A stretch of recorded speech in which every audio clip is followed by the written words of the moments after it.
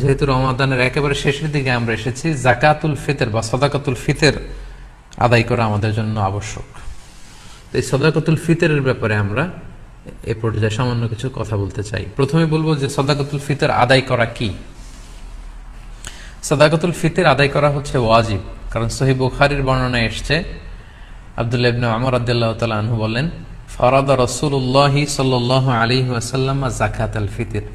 আল্লাহ রাসূল সাল্লাল্লাহু আলাইহি ওয়াসাল্লাম সদাকাতুল ফিতরকে এটা ফারাদা শব্দ ব্যবহার করেছেন, মানে আবশ্যক, দিতেই হবে আপনাকে।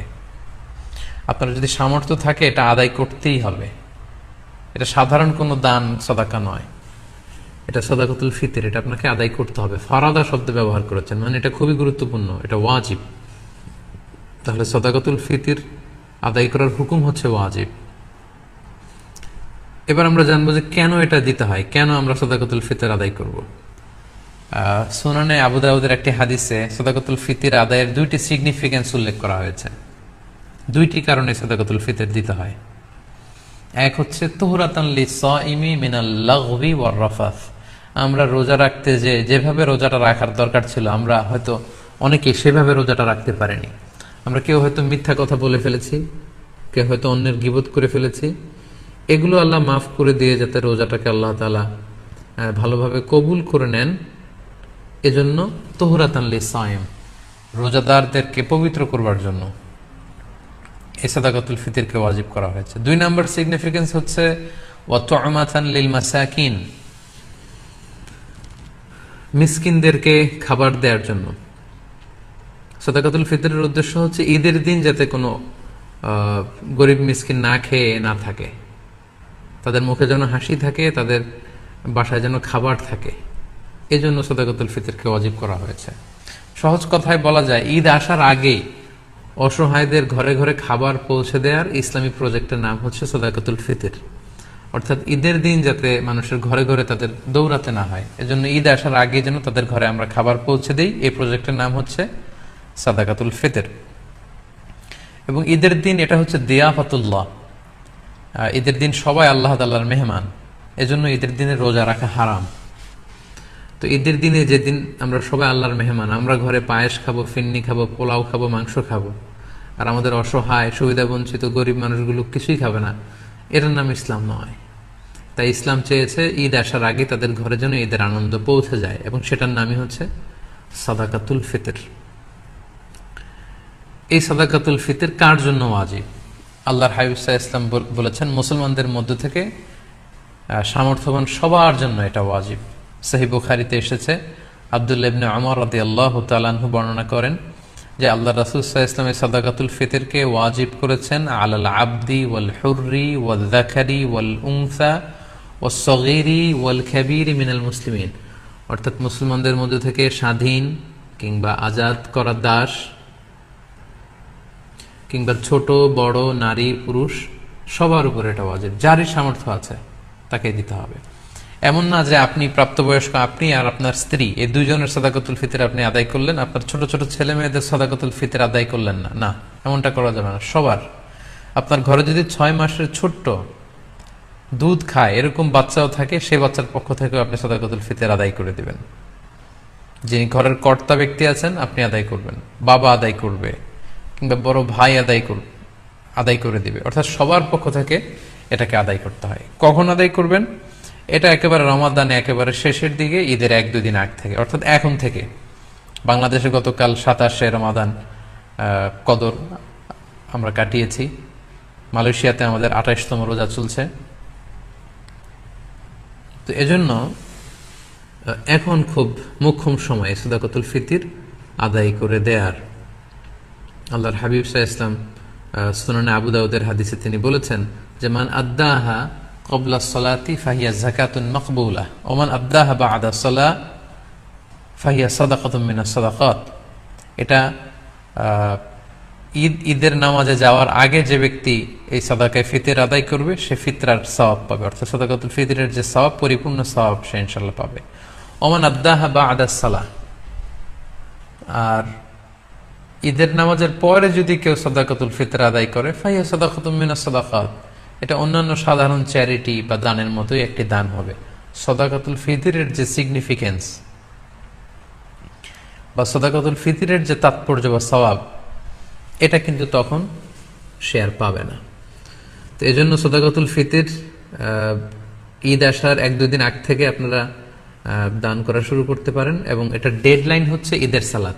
ঈদের সালাতের পরে কিন্তু আর সাদাকাতুল ফিতর আদায় করা যাবে না।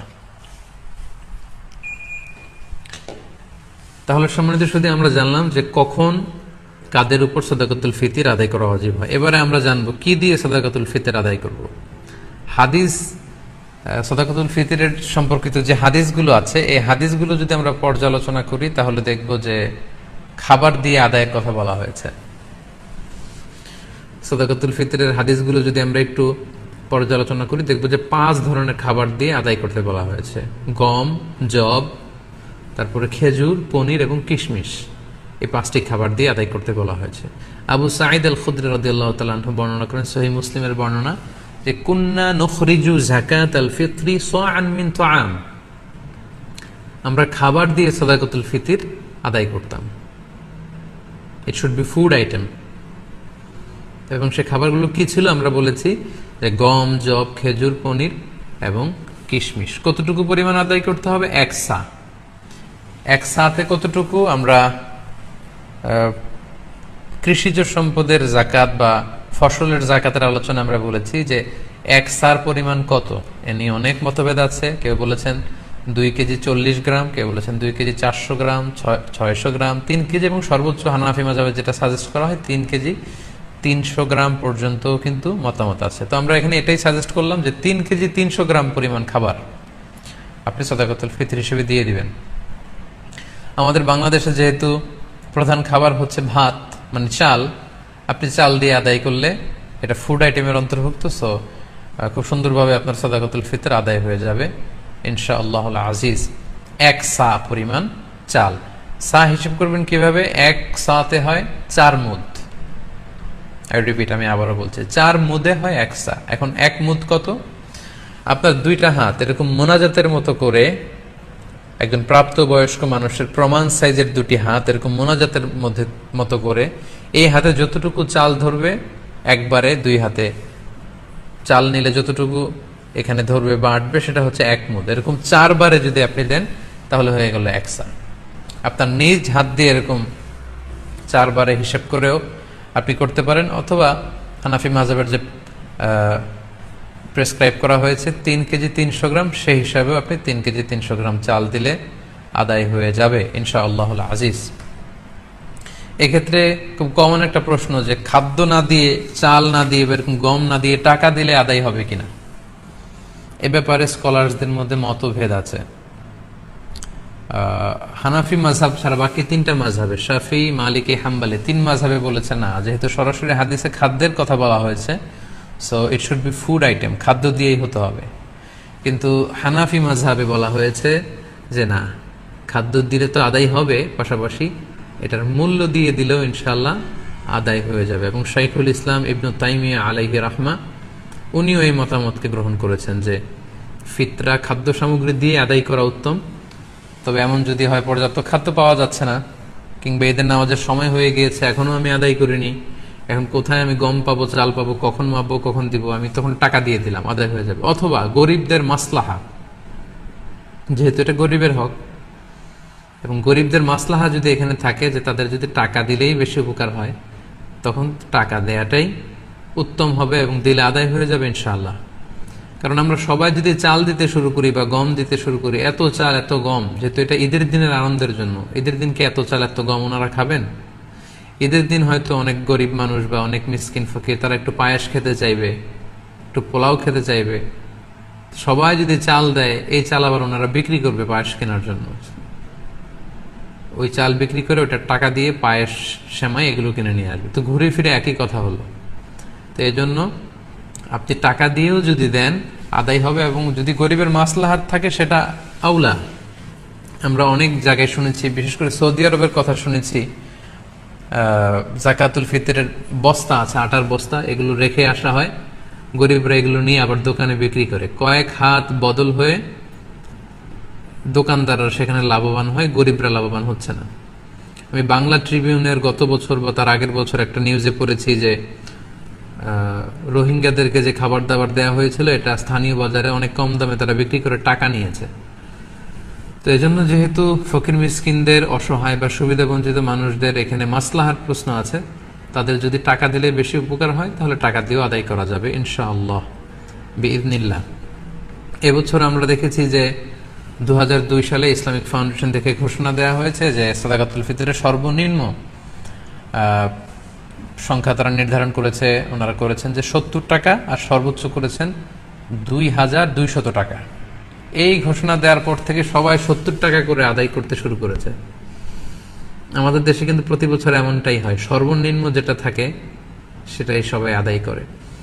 তো তাহলে সর্বোচ্চ 2200 টাকা দিয়ে সাদাকাতুল ফিতর আদায় করবে কে? এখানে তো হাদিসে অনেকগুলো খাবারের কথা বলা হয়েছে, গম, জব, খেজুর, পনির, কিশমিশ। তো কিশমিশের দাম দিয়ে আদায় করবে কে? সবাই 70 টাকা দরে যদি আদায় করেন তাহলে কিন্তু এটা পরিপূর্ণ আদায় হচ্ছে না। 70 টাকা হচ্ছে সর্বনিম্ন। যার তেমন কোনো সামর্থ্য নেই কিন্তু তিনি সাদাকাতুল ফিতর আদায় করতে চাচ্ছেন বা করছেন, তিনি 70 টাকা দিলে হয়ে যাবে।